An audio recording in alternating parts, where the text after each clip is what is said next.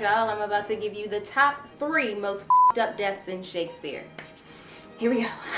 Number 1, we have Cinna the poet from Julius Caesar. So Cinna happened to share a name with one of the senators who stabbed Caesar. So the evening after Caesar's murder, Cinna was just peacefully walking around Rome at night by himself, because that's what you do when your basically monarch has been executed by the Senate. So Cinna's walking around, chilled out, and a mob comes upon him, and they're like, "It's Cinna! I heard he stabbed Caesar." And Cinna's like, "No, that wasn't me. That was Cinna the senator. I'm Cinna the poet." And they're like, "It's Cinna! Kill him! Rip him to pieces!" And he's like, "No, I'm Cinna the poet." And then they're like, "Well, your poetry sucks, so we still gonna kill you." And it's like, "Ah, okay." And then they rip him to pieces. And that really was really bad. Number 2 would have to be Lavinia from Titus Andronicus. Now, Lavinia, man, she had a hard time in this play. Her brother was executed. Her husband was murdered. She was attacked by her stepbrothers, who then cut out her tongue and cut off her hands so she couldn't point them out to the authorities.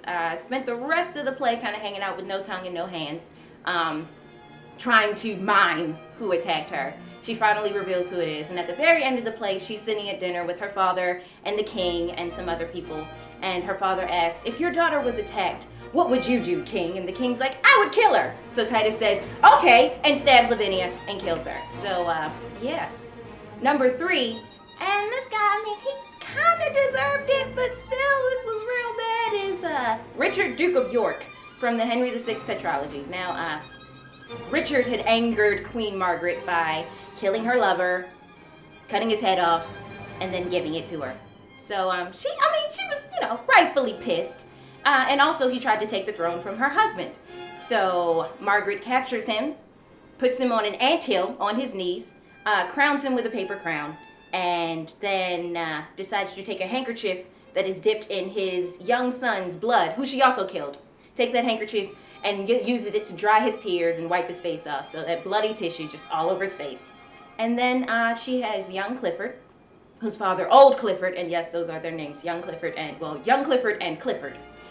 Clifford's son, young Clifford, stabs Richard in the back for his father. So yeah, you got bloody tissue, paper crown, knees on anthill, stab in the back. So sorry, Richard, Duke of York, you had a up death. So those are the top 3 most up deaths in Shakespeare. And no, I did not leave one off of my list. That's my 3. If you can think of anything more, add them in the comments or at me. Whatever. See you guys.